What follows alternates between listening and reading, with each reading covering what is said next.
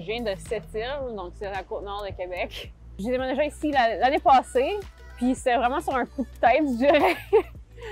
Je voulais plus être au Québec, puis je voulais pas être en Ontario, donc la province après, c'était Manitoba. Donc je me suis rendue ici.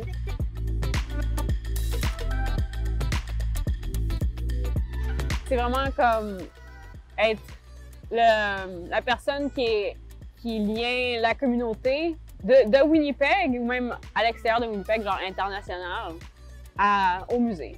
Donc moi, je suis genre le middleman.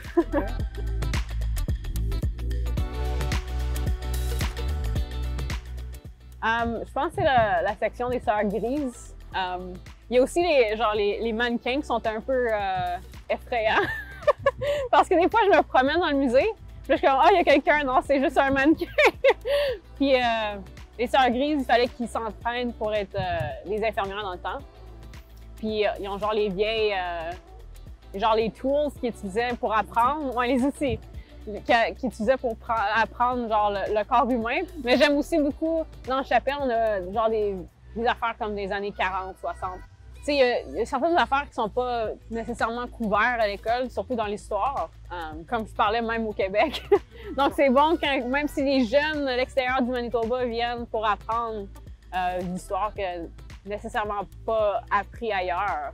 C'est vraiment une bonne place pour faire ça.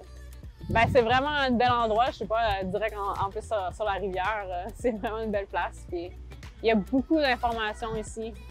Puis on est toujours en train de chercher à faire, avoir du feedback de la communauté aussi, qu'est-ce qui manque, qu'est-ce que le monde voudrait voir aussi. Ça, c'est vraiment bon à savoir qu'est-ce que la communauté veut voir.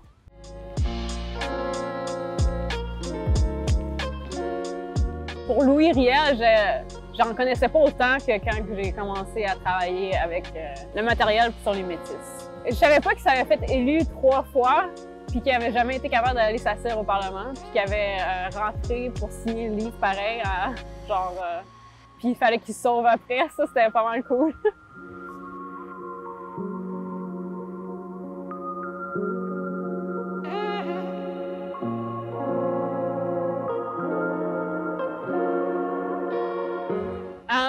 Ben pour moi, c'est important parce que ça fait vraiment partie de qui je suis, être bispirituelle, mais c'est aussi important parce que pour longtemps, il n'y a pas eu de monde dans des rôles comme importants avec genre être bispirituel ou autre, comme peut-être gay ou quelque chose comme ça. Donc, c'est comme, pour moi, être autochtone, c'est vraiment une grosse partie de moi, puis je veux que les autres plus jeunes voient que genre « Ah non, on peut faire qu'est-ce qu'on veut ». Moi, je viens d'une petite ville perdue au Québec. Puis là, je suis rendue à Winnipeg avec un job assez important, je dirais. Il y a pas longtemps, j'aurais pas été capable de dire ça, genre « Ah, je suis bispirituelle », je dirais que sur Instagram, tu sais, c'est un privilège en soi-même être capable de faire ça.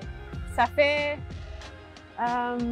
environ 3-4 ans maintenant que je suis vocal à propos de ça. Mais avant ça, tu sais, j'agissais quand même comme moi, mais j'étais pas aussi authentique. Mais d'être capable de vivre genre le plus authentique que je peux, je trouve ça vraiment important.